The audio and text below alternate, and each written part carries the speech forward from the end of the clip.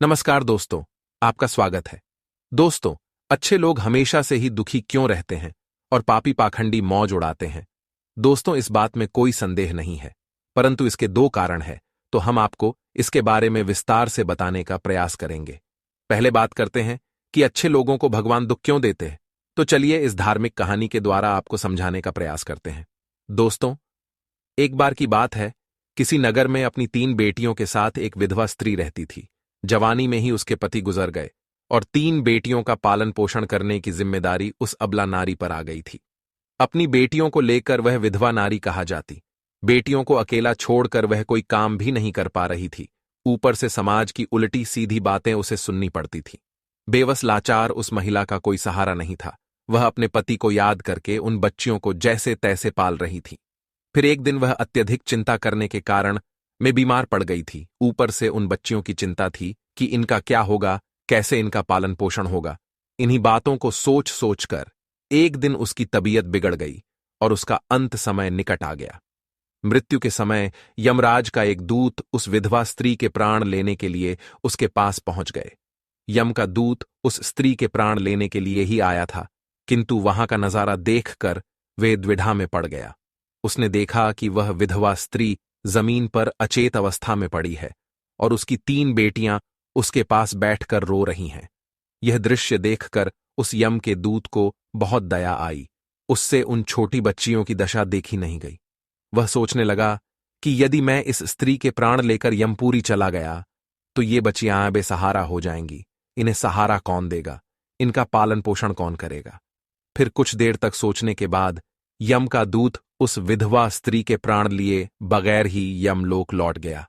यमलोक पहुंचने के बाद यमपुरी के राजा यमराज ने उससे पूछा कि तुम खाली हाथ क्यों आ गए? तुम तो उस विधवा स्त्री के प्राण लेने के लिए गए थे। तब उस यमदूत ने कहा, हे स्वामी, मेरी भूल को क्षमा करो। मैं चाहकर भी उस स्त्री के प्राण न ले सका। मेरी जगह पर अगर आप भी होते तो शायद आप भी उस स्त्री को जीवन दान दे देते। मुझसे उस विधवा स्त्री की मासूम बच्चियों का दुख देखा नहीं गया। जब मैं प्राण लेने गया तो मैंने देखा कि उस विधवा स्त्री की 3 छोटी छोटी बच्चियां हैं और वे सभी उनकी मां के शरीर से लिपटकर रो रही थीं। यदि मैं उस स्त्री के प्राण लेकर चला आता तो उन बच्चियों की देखभाल कौन करता, उन्हें भोजन कौन कराता। मृत्युलोक पर रहने वाले मनुष्य अत्यंत स्वार्थी और मतलबी है। कोई भी उन बच्चियों की मदद नहीं करता। यमदूत बोला, हे धर्मराज, मेरी आपसे विनती है कि आप उस विधवा स्त्री को कुछ समय के लिए जीवन दान प्रदान कीजिए ताकि वह अपनी बच्चियों को पाल पोस कर बड़ा कर सके। यमदूत की ऐसी बातें सुनकर धर्मराज ने कहा, हे दूत, इस संसार के सभी प्राणियों की मृत्यु निश्चित किए गए समय पर ही होती है। न कोई किसी की आयु घटा सकता है और न कोई बढ़ा सकता है। न तुम किसी को जीवन दे सकते हो और न समय से पहले किसी के प्राण ले सकते हो। जिसके भाग्य में जो लिखा होता है वह उचित ही होता है। तुम किसी के भाग्य को बदल नहीं सकते। तुमने आज सृष्टि के नियमों का उल्लंघन किया है। तुमने बहुत बड़ा अपराध किया है, इसीलिए तुम्हें इसका दंड अवश्य भोगना पड़ेगा। जाओ, अब तुम पृथ्वी लोक पर मनुष्य के रूप में जन्म लो और अपने द्वारा किए गए अपराध का दंड भोगो। फिर उस यमदूत ने कहा, हे प्रभु, धरती लोक पर से मेरा उद्धार कब होगा और कैसे होगा? तब धर्मराज कहते हैं, हे दूत, धरती पर जाकर जब तुम 3 बार अपनी मूर्खता पर खिलखिलाकर हंस लोगे तब तुम्हारा उद्धार हो जाएगा। दोस्तों, इतना कहकर धर्मराज ने उस दूत को धरती पर धकेल दिया। वो धरती लोक पर मनुष्य शरीर में आ चुका था। उसके शरीर पर वस्त्र नहीं थे। मृत्यु लोक का एक नियम है कि जब कोई मनुष्य जन्म लेता है तो उस समय वो नग्न होता है। इसीलिए वो निर्वस्त्र ही एक सड़क के किनारे ठंड में पड़ा था।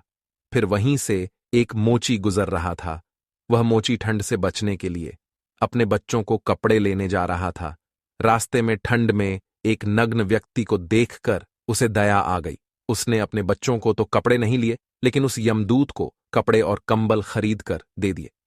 वह यमदूत बोला, हे भाई, आपने मुझे कपड़े और कंबल देकर बहुत बड़ा उपकार किया है, पर मेरा ना कोई परिवार है, ना मेरे पास घर है और ना भोजन का कोई साधन है। तब मोची बोला, भाई, तुम मेरे साथ चलो, मैं तुम्हें भोजन और काम दिलाता हूं। फिर वह मोची उस यमदूत को लेकर अपने घर पर पहुंच गया उधर मोची की पत्नी ने देखा कि उसका पति बच्चों के लिए कपड़े लाने गया था, लेकिन लाया तो कुछ नहीं, उल्टा एक आदमी को घर पर लेकर आया है। ये देखते ही उसकी पत्नी बहुत गुस्सा हो गई और उस मोची के साथ लड़ने झगड़ने लगी, उसे भला बुरा कहने लगी। यह देखकर वह यमदूत बहुत जोर जोर से हंस पड़ा। यमदूत को हंसता हुआ देखकर वह मोची बोला, भाई, तुम हंस क्यों रहे हो? ऐसा क्या देख लिया आपने? तब वह यमदूत बोला, भाई, मेरी हंसी का रहस्य मैं आपको अभी नहीं बता सकता, समय आने पर मैं आपको बता दूंगा। फिर वह यमदूत उस मोची के घर पर रहने लगा और उसने मोची का सारा काम भी सीख लिया। वह यमदूत उस मोची के घर पर काम करने लगा और बहुत सुंदर जूते बनाने लगा। तब से मोची के जूते और चप्पल खूब बिकने लगे। मोची के जूतों की तारीफ पूरे राज्य में होने लगी। मोची भी इससे बहुत अधिक धनवान बन गया, यहां तक कि बड़े बड़े राजा महाराजा भी उस मोची के पास से जूते बनाकर लेने लगे। जब से वह यमदूत उसके घर पर आया था, तब से मोची की किस्मत ही चमक गई थी। उसके घर में धन की कोई कमी नहीं रह गई थी। फिर एक दिन अचानक राजा का एक सैनिक चमड़ा लेकर मोची के पास आया और बोला, देखो मोची, हमारे महाराज इसी चमड़े से बने जूते पहनना चाहते हैं। ये चमड़ा बहुत कीमती है, तो इसके ठीक से एक जोड़ी जूते तैयार करके दो। ये चमड़ा बिल्कुल भी खराब नहीं होना चाहिए, ध्यान रहे इस चमड़े से अच्छे जूते बनाओ। राजा का सैनिक मोची को वह चमड़ा देकर वहां से चला गया। इधर मोची ने भी यमदूत को समझा दिया कि देखो, यह महाराज के जूते हैं, इसमें कोई गलती मत करना, चमड़ा बहुत कीमती है, इसीलिए इसे खराब मत करना। राजा को जूते चाहिए, इसीलिए तुम इसके जूते ही बनवा देना। गलती से यदि चप्पल बना दी तो राजा बहुत गुस्सा हो जाएंगे और हमें कठोर सजा मिलेगा। मोची के इतना समझाने के बावजूद भी उस यमदूत ने जानबूझकर उस चमड़े की चप्पल बना दी। फिर जब उस मोची ने चप्पल देखी तो उसकी सांसें फूलने लगी। वह उस यमदूत को डांटने लगा, यहां तक कि डंडा लेकर उसे मारने के लिए दौड़ा और कहने लगा, अरे मूर्ख, ये तूने क्या कर दिया? तुझे बार बार समझाया था कि इसका जूता बनाना है, लेकिन तूने इसकी चप्पल बना दी। अब राजा हमें नहीं छोड़ेगा, तू भी मरेगा और तेरे साथ मैं भी मारा जाऊंगा। वो हमारे पूरे परिवार को सूली पर चढ़ा देगा। मोची को अत्यंत दुखी देखकर यमदूत एकदम से खिलखिलाकर हंसने लगा। उसे हंसता देख मोची बोला, अरे मूर्ख आदमी, सारा काम बिगाड़कर अब हंस रहा है। तब यमदूत ने बोला, वो देखो, जूते लेने के लिए राजा का सैनिक आ रहा है। सैनिक को देखकर मोची के हाथ पैर फूल गए कि अब यह जूते मांगेगा तो मैं कहां से दूंगा।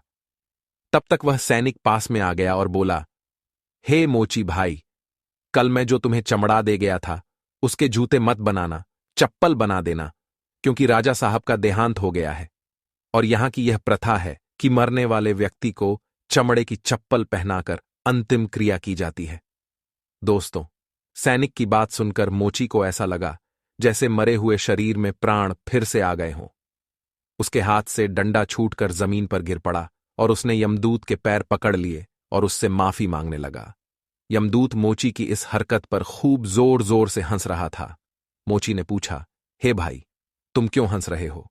तब यमदूत बोला, हे भाई, समय आने पर मैं अपने हंसने का कारण बता दूंगा। फिर एक दिन के बाद मोची की दुकान पर 3 नौजवान लड़कियां एक बुढ़िया के साथ आई थीं। उन तीनों लड़कियों की शादी होने वाली थी। वे अपने लिए जूते का नाप देने आई थीं। उन लड़कियों को देखकर यमदूत ने पहचान लिया कि यह वही तीनों लड़कियां हैं जिनकी मां को ना ले जाने के कारण आज मैं अपने किए की सजा भोग रहा हूं। पर यह लड़कियां तो अब जवान हो चुकी हैं, काफी सुंदर भी हैं, किसी अच्छे घर में पली बड़ी मालूम पड़ रही है। तब यमदूत ने उस बुढ़िया से पूछा, हे माता, ये तीनों कन्या कौन है? उस बुढ़ियाओं ने कहा कि इनकी मां बचपन में ही इन्हें छोड़कर चल बसी, इनका कोई सहारा नहीं था, तो मैंने इन्हें अपने पास रख लिया। मेरे पास करोड़ों की दौलत है, पर दुर्भाग्य से मेरा कोई नहीं है, तो मैंने इन्हें अपने पास रख लिया। इन्हें पढ़ाया लिखाया, इनकी परवरिश की। आज बहुत ही ऊंचे घराने में इनका विवाह करने जा रही हूं। लड़कियों का भाग्य देखकर यमदूत सोचने लगा कि परमात्मा जो करता है अच्छा ही करता है। यदि उस समय इनकी मां नहीं मरती तो ये तीनों भयानक गरीबी, भुखमरी में पड़ी रहती। इनकी मां के मरने के कारण लड़कियां बहुत बड़े घरों की बहुएं बनने जा रही हैं और इस बुढ़िया की करोड़ों की संपत्ति का मालिक भी बन चुकी है। यह बात सोचकर पहले की अपनी मूर्खता को याद करके वह यमदूत जोर जोर से हंसने लगा। अब वो 3 बार हंस चुका था। यमदूत को हंसता देख मोची ने पूछा, हे भाई, अब तुम किस लिए हंस रहे हो? कृपया अपनी हंसी का रहस्य समझाओ।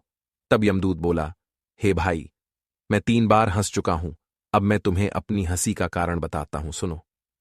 मैं एक यमदूत हूं। अभी अभी जो 3 लड़कियां जूते का नाप देने आई थीं, जब यह तीनों छोटी थीं, तो इनकी मां मर गई। इन तीनों लड़कियों पर तरस खाकर मैं इनकी मां के प्राण नहीं ले गया। उसी कारण से धर्मराज ने मुझे श्राप देकर धरती पर भेज दिया। मैं निर्वस्त्र एक सड़क किनारे पड़ा था। तब तुमने मुझे अपने घर बुलाया। घर आकर तुम्हारी पत्नी तुमसे खूब लड़ी थी, वह भी इसलिए कि तुमने अपने बच्चों के कपड़ों के पैसों से मेरे लिए कंबल और कपड़े खरीद दिए। तब मैं पहली बार तुम्हारी पत्नी को देखकर बहुत हंसा था। तुम्हारी पत्नी उन पैसों को देखकर दुखी हो रही थी जो तुमने मेरे ऊपर खर्च किए थे, पर तुम्हारी पत्नी उस लाभ को नहीं देख रही थी जो मेरे आने के कारण तुम्हारे घर की किस्मत बदलने वाली थी। दूसरी बार मुझे हंसी तुम्हारी मूर्खता को देखकर आई जब तुम मुझे राजा के लिए जूतों की जगह पर चप्पल बनाने के लिए डांट रहे थे। तुम केवल उस राजा के जूतों के बारे में सोच रहे थे, किंतु तुम्हें यह पता नहीं था कि राजा के साथ क्या घटना घट गई। पूरे गांव को पता चल गया था कि राजा की मृत्यु हो चुकी है, लेकिन तुम्हारा ध्यान तो राजा के जूतों पर ही था। हम वही देखकर या सोचकर हर्ष मनाते हैं जो हम देखते हैं, पर हम उसे नहीं देख पाते। जो हमें दिखाई नहीं देता, पर होने वाला वही होता है। कई बार परमात्मा हमारे अच्छे के लिए, हमारी भलाई के लिए हमारे साथ कुछ बुरा करते हैं, पर हम उसी बुरे को देखकर परमात्मा को कोसने लगते हैं। हम उस अच्छे को नहीं देख पाते हैं जो भविष्य में हमारे साथ होने वाला होता है। कई बार हमारे साथ अच्छा होता है, पर भविष्य में हमारे साथ बुरा हो जाता है। उस घटना को हम नहीं देख पाते। किसी घटना के साथ अच्छा या बुरा दोनों तरह के परिणाम जुड़े हो सकते हैं। हमें हर घटना को समय की होनी समझकर चलना चाहिए। दोस्तों, अब हम आपको बताते हैं कि अच्छे लोग दुखी क्यों रहते हैं। इसके दोनों कारण यही है कि पहले तो अच्छे लोगों के साथ बुरा इसीलिए होता है कि बाद में उनके साथ कुछ बहुत अच्छा होने वाला होता है। दूसरा कारण यह होता है कि जब मनुष्य के साथ बुरा होता है तो वह ईश्वर के पास चला जाता है, ईश्वर का नाम स्मरण करता है, जिससे उसके सभी पाप और दोष मिटने लगते हैं। ईश्वर की भक्ति ही मुक्ति का सच्चा मार्ग है, जो कि केवल अच्छे लोगों को ही ईश्वर की भक्ति करने का मौका बार बार मिलता है। तो दोस्तों, इस प्रकार से वह यमदूत उस मोची को यह सीख देकर वह से यमलोक चला गया। उम्मीद है आपको यह कथा अच्छी लगी होगी। वीडियो को लाइक जरूर करें और कमेंट में जय श्री कृष्ण अवश्य लिखें।